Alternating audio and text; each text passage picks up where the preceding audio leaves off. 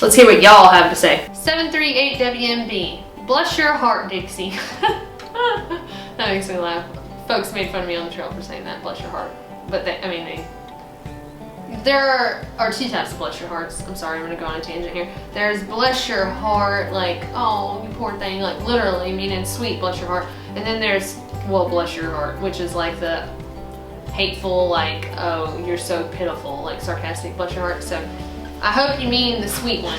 I assume you do. But bless your heart, Dixie. I admire your courage. I can't believe you're almost done. Congratulations. I can't wait to see you summit. I did it. I'm done. So thank you so much though for the congratulations and your encouragement along the way.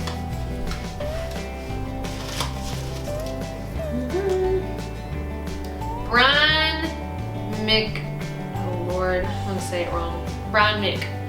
What am I going to do when this is over? I'll have nothing to look forward to. Well, we're gonna keep it going, Brian, so tell us what you want to see. Getting to the bottom of the barrel here. Matthew Whammer. I'll say one thing, she has inspired me to want to move south and find a southern belle. Love the accent. But seriously, I have watched lots of other videos from other folks. Well, you're doing good. You're already saying folks, because that's what we say. We're like, you know, there's folks over there, or these folks over here. And you can tell she is the type to make it. I also love the format and length of the whole series. Kudos to the editor, Miss Whitney Bell. Kudos to you. Well, thank you, Matthew. I appreciate it. And you just come on down here and we'll find you a southern belle.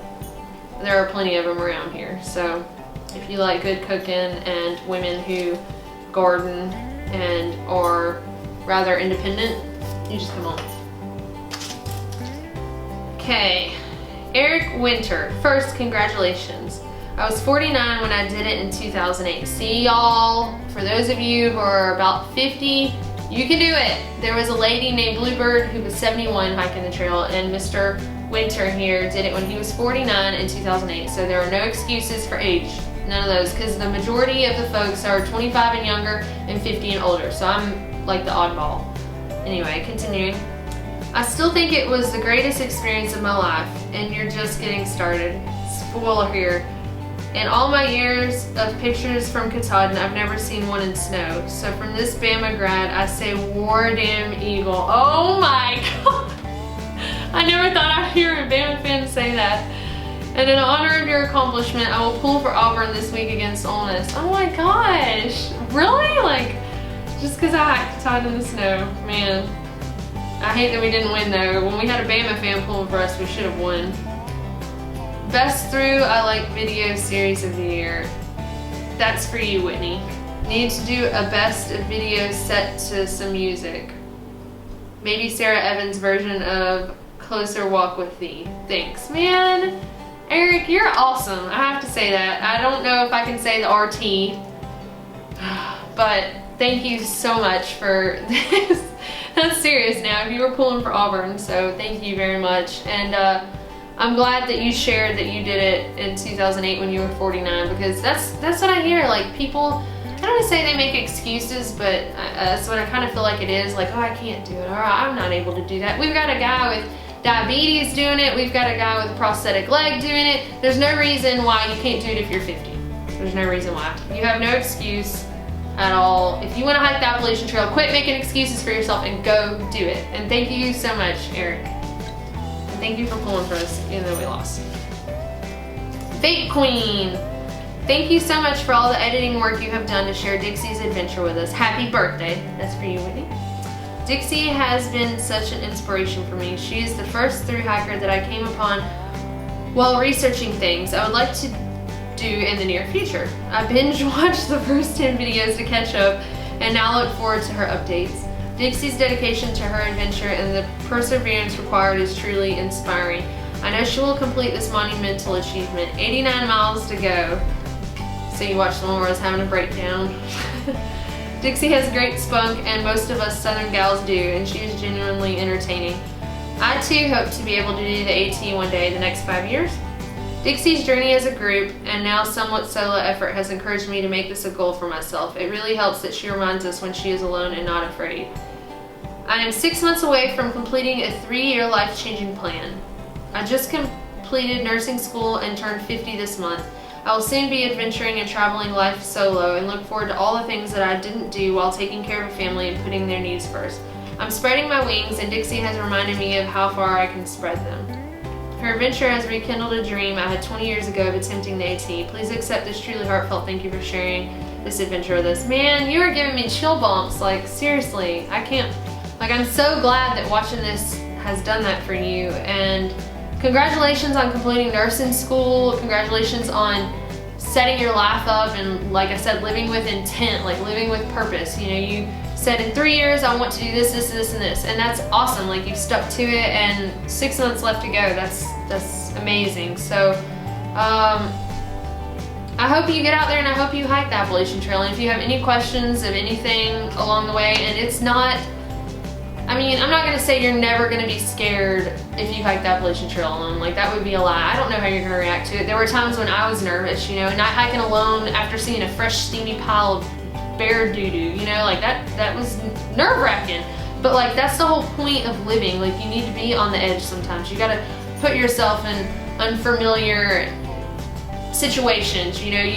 I mean, what is, like, living always a comfortable, like, in your little same bubble life gonna do for you? You know, I've heard it said before, like on your tombstone, you know, there's the year you were born, and there's the year that you died, and then there's the dash. Like, what is the dash gonna be for you? Is it gonna be, I worked 8 to 5 in my comfortable job or whatever, and I never did anything that was challenging or scared me? Like, go out and get scared, like, do something, like, make that dash on your tombstone like a good story, make it worth living. So congratulations to you, and thank you so much for letting me know that I inspired you. And yeah, if I can help you in any way, let me know. And I'm glad that you're living life for you now. You know, you raised a family, and now it's your time. So go out and live it. Like, go out and do it. And this is, again, another person that's around 50 that is going to live their dreams. Like, if you're 50 and you feel like it's too late in life for you,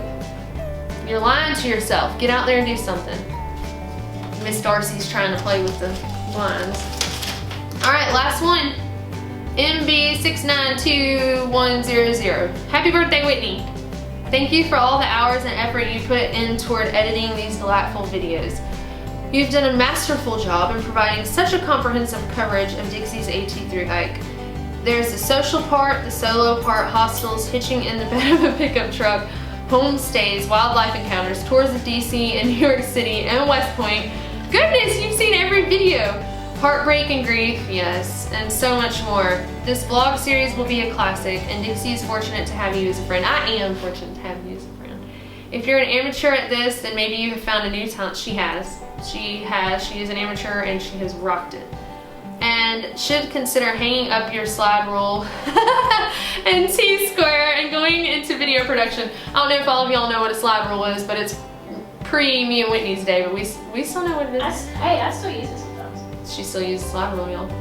Your touches of humor add much as well, such as the correction of Dixie's somewhat inflated estimates of 68 million steps at Amicalola. Well, it felt like 68 million. I'm sorry I didn't count them. But Whitney knew that it was, what, 604 or something? I don't remember. It felt like 68 million. 68 million. I don't care what y'all say.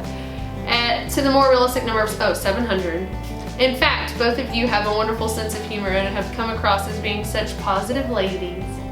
There is much inspiration in Dixie's journey, but one incident really touched me and showed that you can keep going on when you can't go on. Sugar Belle, oh my god, y'all gonna make me cry.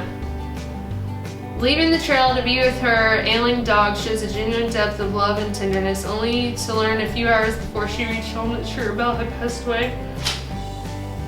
I know Dixie was crushed by the loss and overwhelmed by grief, and probably felt that she couldn't go back to the trail, and everyone would have understood, but she went back by herself, brokenhearted and grieving, and re-entered the trail by herself and pressed on. The next time when I think that I just can't go on, I will remember Dixie, and that when she couldn't, she did. Dixie is a remarkable young lady who has won the admiration and respect from us all. I wish I could give her a big hug. If I were an employer considering Dixie, I can't even see you right now, For her, this incident would be as meaningful as any other accomplishments on her resume, and I wish we could see more displays of this kind of character today. Clearly her parents have taught her well. I know they are proud of her. Well, thank you so much for everything you just said, even though you made me cry in front of everybody. I really thank all of you for your support when I lost Sugar Belle, and I know some folks might think that it's silly, you know, that you love a dog that much and that you are that upset, but my dogs are my children, and I feel like, you know, animals, you know, dogs, or if you adopt a dog, it should be a lifelong, you know, their lifelong commitment, and that's how it is for me. You know, I'll do anything to save and take care of my babies, and so I really appreciate, like I said, everyone's support during that time, and that was probably the hardest part of the trail. You know, they say that it's not as much of a physical challenge. I mean, it is physically challenging. You hurt all the time. That's one thing, even a week, 2 weeks after finishing the trail, if I sit down long enough and I get up, I can still feel it, like in my feet, my legs. I'm still sore. Yes, it's physically challenging, but you get over that. And emotionally, you know, you have your days, but the biggest challenge is like mentally, and like, you know, making yourself get up. Like, I have to hike today. I'm gonna get up and I'm gonna hike. And that was definitely the hardest part. You know, when she got sick, she was first sick when I was at the NOC.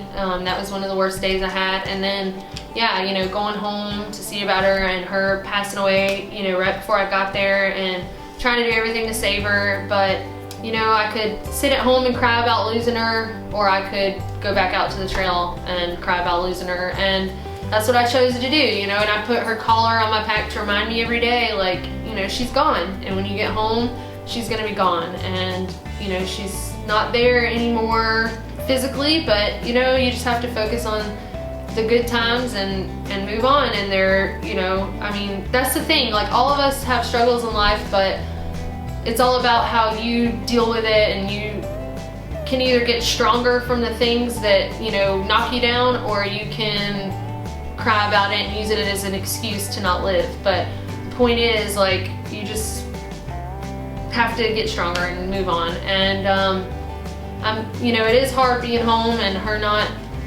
being there, you know, like she was when I left her. And I thought about it the other day, and I missed her by 3 months, you know. If I had finished 3 months earlier, like, she would have still been alive. But you can focus on that stuff, or you can, you know, remember the good times, and that's what I did. So she summited Katahdin with me. Her collar was on my pack, and so my hike was for her. So anyway, I really appreciate all that you just said, and thank you.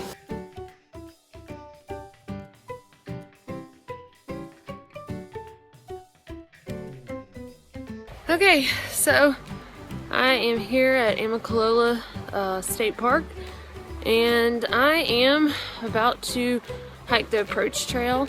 Just weighed my pack in and signed the